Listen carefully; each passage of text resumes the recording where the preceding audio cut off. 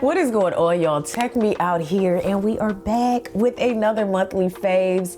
So if you are new to this series, what I like to do is cover all of my favorite tech and non-tech things that I have been enjoying lately, from bags, TV shows, music, shoes, whatever I have been heavily into. So I do have some past episodes that I've done, which you can find in one of these corners. But I do hope all of you are doing well out there, because I have some goodies in this one. Everything will be linked below. But let's get into the very first item, y'all. These Sour Patch candies. Or should I say this battery bank. I got this recently when I was traveling, so I don't know where to find it online, because I grabbed it when I was checking out at Burlington Coat Factory, and it was at the register. I kept eyeing it. I wasn't gonna get it, but then when I saw it was $10. And it was my favorite candy. I couldn't pass, you know? It's made of plastic, you know, but it really looks like a bag of Sour Patch Kids. This is one of my faves, for sure. I wanna say it's 5,000 milliamps, so that means it should be able to charge my phone up at least one good full charge. But in terms of ports, what we have is a USB-C port, USB-A port. I think that's the micro USB port, and then a button for the LED indicator right there. So you can press this, and it'll show you the remaining battery life. I don't know how durable this will be, time will tell, but the thing for me was just how realistic it looks to a bag of Sour Patch candies. I mean, they really got this spot on.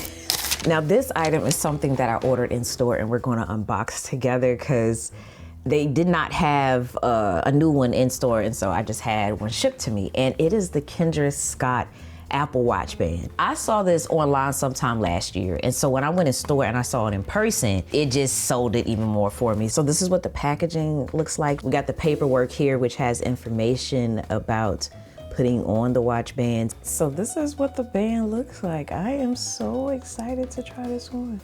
It's supposed to be easy to resize this, because you just basically pop the links out versus going in with, you know, an actual toolkit to try to remove the links. So we're gonna see, because I got really skinny wrists. Another item I've been really enjoying recently is the Samsung Flip 7. I wanna say I mentioned this in my last video, but at that time I definitely was spending the most time with the Fold 7. Matter of fact, if you have not seen my Z Fold 7 review, definitely check it out in one of these corners as well as down below, because I spent a majority of my initial experience with that phone. So now I'm stepping into the Flip 7, and I really thought the Fold 7 was gonna be the strongest of the two. Like, this wouldn't even quite compete, but I have been mistaken. First of all, I love the cover screen and just the overall design. Flipping the phone open like this is a much nicer experience than I thought it originally would be. It's better than I thought, especially after using the Fold. But the height of this is just like ever so slightly taller than the typical phones that we are used to. But I found, though, I felt more creative for some reason with it. Maybe because it's actually fun to use, but I love the camera on this. It has so many features. All right, so this is the cover screen of the Z Flip 7. And this is how the camera looks, y'all. Like, tell me this isn't the ultimate selfie camera right now. So I can take a photo by just tapping it. I can swipe to video and tap the screen as well to make it instantly start recording. Tap it again to stop. I could sit this on something like a table and then have the camera right here and the option to control it down here. And then I can swipe as well to portrait mode. Like, come on, man. Got your camera settings here that you can change as well. This is what I'm talking about in terms of the camera just having so many features for me, because this is just one of them.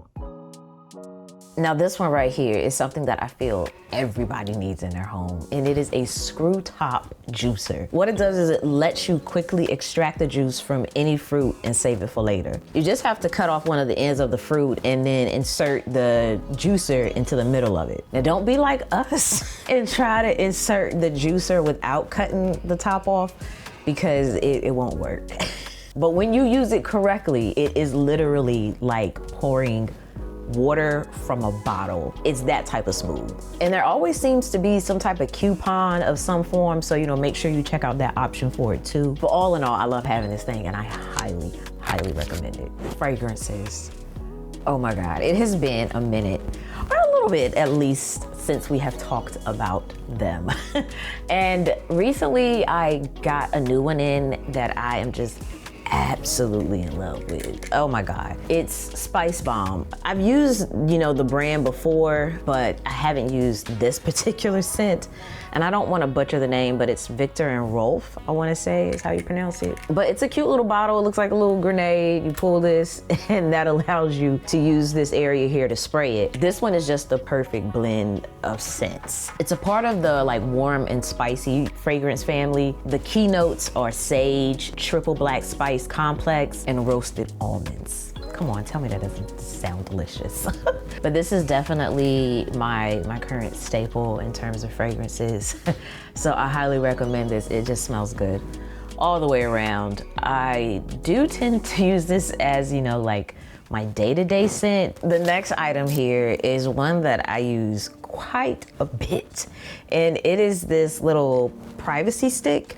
So you use it to mark out your personal information on packages, letters, basically anything. It's really great at concealing your information from packages. Consider this like your extra level of privacy, because sometimes trash gets rummaged through and sometimes boxes get reused. Now it doesn't smear or wipe off. You do want to allow it just a few seconds though to dry, but after that you're good. But they have a few options. This is the one that I like the most so far because it's like a big black Sharpie, but better. So you can basically conceal whatever you need to. Y'all, we gotta get into these nails. Oh my gosh. This is one of my favorite sets that I like to run back time and time again and just kind of change the stripes. So what I have up here are these black pinstripes with these 3D gold swirls on it. And the look of that, I don't know, it just makes it look like jewelry on my nails. That's at least how I see it. The type of polish that I get is gel because it lasts better over time, doesn't chip as easy. I just love this look, y'all. I can't say that enough. If you follow me on IG, you might have seen me do different variations of it. And it's definitely because it's a fave. But yeah, that's what I have up here now, and I'll be updating y'all again when I switch it out. Now these UGG slip-ons, oh my God, y'all, I literally have it on my feet right now. They are so cozy and so comfy. Oh my God. These are called the UGG, I think Elia slip-ons. We're gonna throw the name up right here. I actually got them to wear out, but I cannot seem to get them out of the house. They're like the indoor-outdoor shoe, but I don't like to wear shoes that I've worn outdoors inside the house. So these are fine for now, but once they hit the ground outside, I can no longer wear them as my slippers. But yeah, I've been loving them. They're so comfortable, so cozy. So the inside is made of sheepskin lining and the outside is suede. So it's gonna be smooth to the touch. It's water resistant, and I just love the modern, sleek, minimal look. It reminds me of the FOG Californias, just, the UGG version of those. Maybe eventually these will make it outside and be worn with an outfit, and maybe I'll get another one as, my indoor pair. Ooh, these loafers. Y'all, these loafers are another favorite of mine this month. I love the color of them. The fit is super nice and comfy. I recently wore them to a wedding and got through the entire night without any issues. They aren't stiff and they wear well over time. But it was the gold touch for me though. That's what did it. And they're from Amazon, come through Amazon with a little sleeker plug there, because yeah, I don't know, sometimes I'd be sleeping on Amazon, but this was a good find. Another thing I picked up were these pants that went well with it. It's a very relaxed fit with a barrel style for the leg. The fabric, it's linen, so it's very lightweight, and it just feels good against the skin. I love how it gives this comfy yet slightly elevated look to my outfit, and it has an elastic waistband, so sizing can be a bit forgiving here as we are on this weight loss journey. Sometimes we have some ups, and sometimes we have some downs. So this will help with that. Another piece of clothing that I grabbed is this hoodie from Comfort. It is a strong favorite of mine. I found it from one of those Instagram ads. I'd always get it and I put off buying it, but I'm glad that I finally, purchased it because their focus is creating clothing that provides comfort and calm. So it's like anxiety reducing, if you will. I love it because it feels weighted a bit and it's like a warm hug. So it's perfect for when I'm flying or just relaxing. They have different sets and styles. They even have a line that focuses on wellness with affirmations. So you can sport the saying on the hoodie and the pants. All right. Bags, y'all. We gotta talk about them. This month, I grabbed 2.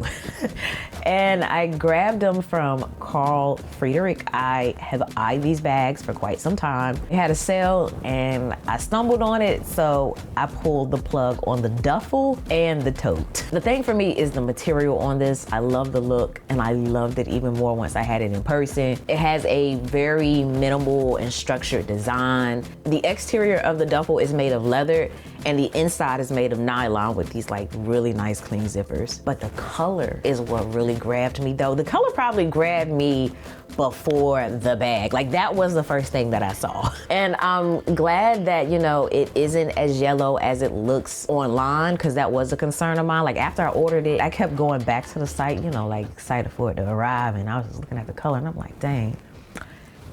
Is this like bright yellow? But it's really not, Once I got it, I realized it's a deeper shade. I want to say like a mustard yellow, but I might be stretching it there. Bottom line is it's a very beautiful color. I did take it with me recently to give it its first flight run and it held up well.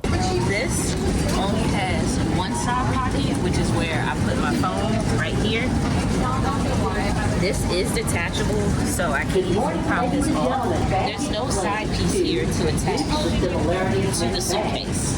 It's just this pocket, and that's it. So that's one thing I do wish it had. Now, like I said, I also grabbed this tote. I was so torn on the color, but I'm glad that I went with this, classic black look here. Now this one, it hasn't traveled much yet, but I'm excited to break it in. Inside of it, we have pockets, nickel-plated hardware, leather exterior, which feels nice. And I like that it's a little roomy inside, so I can fit like my 13-inch MacBook Pro and my Sony camera, all while keeping things nice and closed and protected with this zipper. Because I do have other totes and a lot of them, might be baggier or looser. They're not as structured or they're too structured to the point that they don't have any give and they can't hold much. But this is like the nice medium between those two. It checks all the boxes for me. All right, y'all, let's talk TV shows and movies. Really TV shows. I'm trying to think, do I have any movies? Not that I can recall right off, but I definitely have a TV show that I recently watched. It's called Building the Band. It's on Netflix. It is a music competition series. Hear me out though, because it's more entertaining than I thought it was going to be. They're different singers that come together to form a band from scratch. So consider it like Love is Blind meets X Factor. Now the singers, they cannot see each other as they're auditioning. They have to pick their band by the voices that they like. So each person auditions one by one. They hit the buzzer if they want them, and then they have the chance to have a conversation with that person that they choose, all while not seeing the other person. And a band is made once 3 or 4 people connect to form one. It is really good. I have my faves in the bunch. I will say right now it is definitely Frequency. Oh my gosh, it didn't start that way because it originally was season 4, but Frequency, they did their thing and they slowly, but at the same time kind of quickly made their way to the top of my list. I think it was the Money Long performance for me. But all in all, definitely worth watching. It also has our girl Kelly Rowland up there. And the hair, the outfits, top tier. Let alone the fact that it is Kelly. Legend, okay? And for my music playlist of the month, of course, I'm going to have it linked down below for you, but on screen is just like a little quick sample, quick preview of what you can expect with it. You can also follow me on Spotify so that you get updated, or rather can see when I make new Spotify playlists. But yeah, all in all, y'all, I think that might do it for this one. If you haven't seen the other episodes of my monthly faves, now is a good time to get caught up on them. I will throw it up on screen for you, along with the link down below for my content creator guide for all of my aspiring creators out there. If you want a nice central landing zone of different gear recommendations, tips and tricks, settings, and just overall good things to know, I would highly encourage you to check that out. It will be linked for you. I think that's gonna do it for this one, y'all. As always, thanks for taking the time out to let me tech you out.